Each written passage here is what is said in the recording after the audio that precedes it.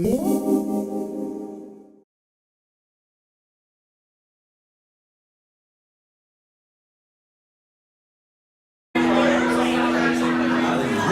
7.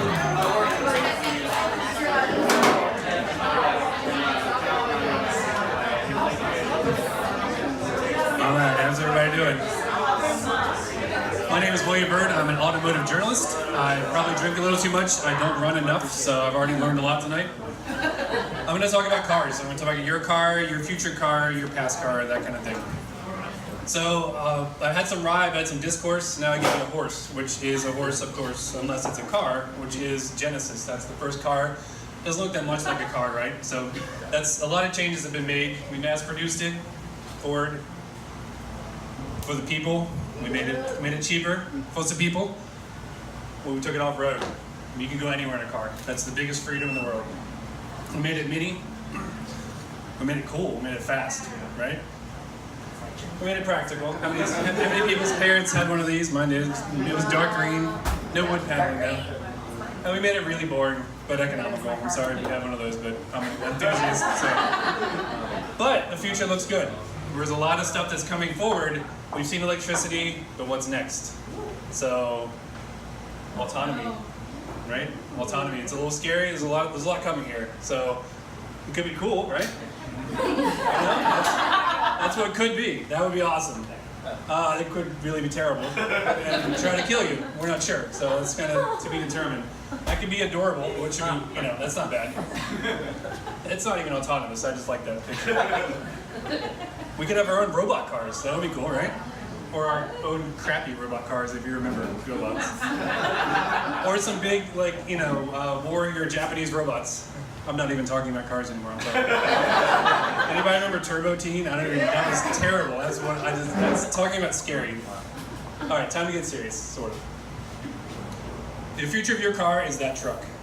So what's coming is autonomy at a really large scale. Companies like Volvo, Tesla, Otto, which is an Uber company, are trying to build autonomous trucks. Why is that? I don't expect you to read all of that. But 65% of household goods or consumables are trucked across the country, across the world, by large semi-trucks.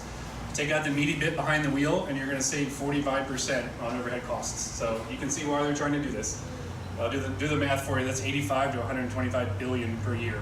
So anyone want to know what the largest percentage of the highest number of employers per state in 29 different states? Truck driving. So think of the implications over time for that. Again, don't expect you to look at all that, but on the left side, some of your cars already fit here. Anyone have radar cruise control or lane departure, things like that? Things that are kind of putting out there as safety features, things that your car will say, hey, you should really move over a little bit, or hey, dumbass, you're about to run into the back of a car. I was trying to make up some time on the way here from Arlington, and my car was yelling at me several times. But that can be autonomous, because that's like the precursor to autonomy, essentially. I drove from DC to New Orleans in one day, no big deal, in a Golf R, which was a press loaner, and I never got another Volkswagen because it was way too long of a trip, apparently. But it essentially kept itself in the lane and radar cruise control most of the way down some of the straight highways, so it's pretty impressive. So some of the problems with that, it's a real picture, that happened. Really? Yeah, that's right. That's a real picture. Yeah, that's someone sleeping in their Tesla as it's driving down the road. I thought that was you. my God. No. I thought that was me. Yeah. Come on. This doesn't count towards my time. Come on. I'm only 42. Jesus. So Tesla is using radar and cameras essentially to make what they call autopilot. So their system is already here. You can get it in a lot of Tesla vehicles.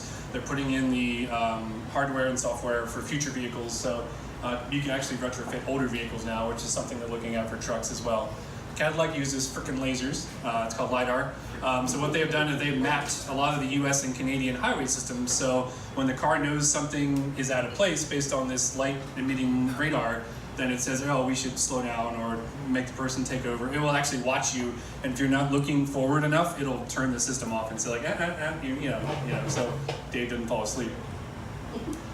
So LiDAR is a really interesting technology. I won't get into the nerdy part of it, but essentially there's a little cylinder, blasts out a bunch of lasers and constantly maps everything around it. So it's like, okay, you guys are here, you guys are here, you guys are there. I try not to run over you guys, that kind of thing. So it is getting cheaper. 2019 may be the year of LiDAR as far as cheaper technology goes. This guy thinks it's a bunch of shit. You can read his quote there. It's Elon Musk from Tesla. He believes in the radar camera idea, but a lot of other companies don't. So we'll see where this technology goes. So the notion here is that this could save the lives of potentially 1.3 million people per year, because that's how many people die. It's 3,000 people per month. Is that something we're ready for?